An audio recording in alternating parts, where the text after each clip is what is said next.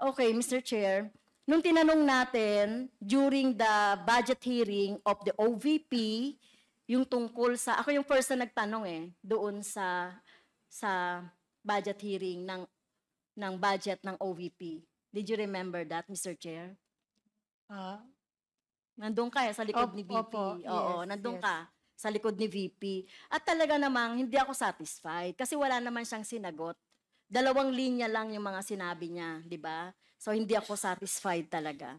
Okay, Mr. Chair. So, yun lang, no? Gusto ko lang linawin yung ano ba yung position namin sa confidential funds? Ano ba yung papel dito ni Speaker? No, walang papel whatsoever si Speaker doon sa pag-ano namin, pagbusisi namin sa confidential funds. Hindi lang naman OVP. Kung mapapakinggan nyo ako, ang makabayan, hindi lang confidential funds ng OVP ang kinikriticize namin. Tama? Okay, so, Mr. Chair, kanina pa kasi, na tinatanong natin si Attorney Lopez na sinasabi niya parang wala siyang alam sa confidential funds. Not until na sinabi ng ating si DS Suarez, yung tungkol dun sa 2 letter. Na ang ibig sabihin, meron siyang alam kahit papaano dito sa confidential funds. Pero kung di pa binrought out itong letter na to, na talagang kayo yung nakapirma dito, ay talagang mukhang pangangatawanan ninyo, na wala talaga kayong alam. Tama ba yung impression ko?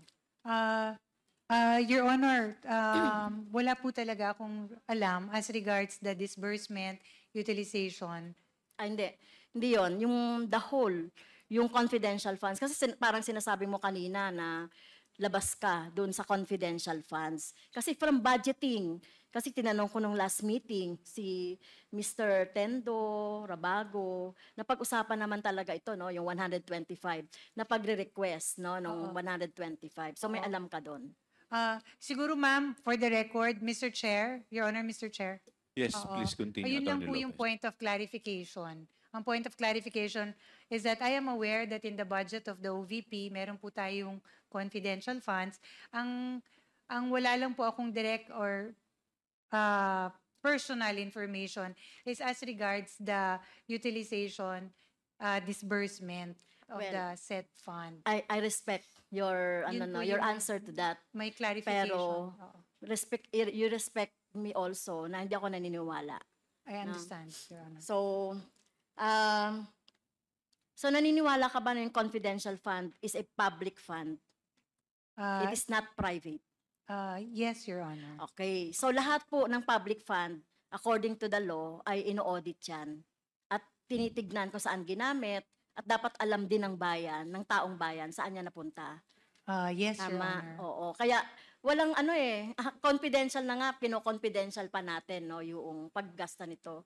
At sinasabi natin, kaya gusto natin baguhin yun Kung magtutuloy pa rin yung confidential fund, hindi lang dapat speaker, hindi lang dapat Senate President, hindi lang dapat agency ang nakakaalam nitong utilization ng confidential funds. At doon tayo nang gagaling, mabago yung mga But of course, ang position namin, i-abolish yan.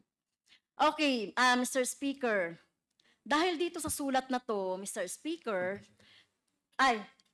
Mr. Chair, sinasabi kasi dito sa sulat na ito na tama ba request lang sa COA na wag pagbigyan yung aming request for the subpoena?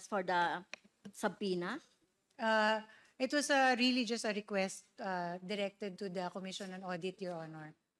Pero Mr. Chair, on the second paragraph nung kanyang letter, yung letter po ni Attorney Lopez, nakalagay dito, we are of the position that the subject subpoena should not be complied with for the following reasons. Ayun, na-explain mo na yon.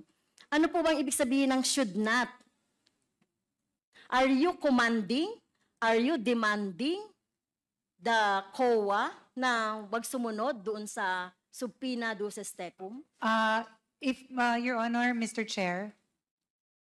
Please continue, Attorney Lopez. Yes, if you read the entirety of the letter, it is really a respectful request sa Commission on Audit. We are not demanding them or instructing them. It is really a respectful request if you read in the Well, entirety. Yes, oo. Pero pag should kasi parang demanding na yon, commanding na yon para sa akin, no? And Okay?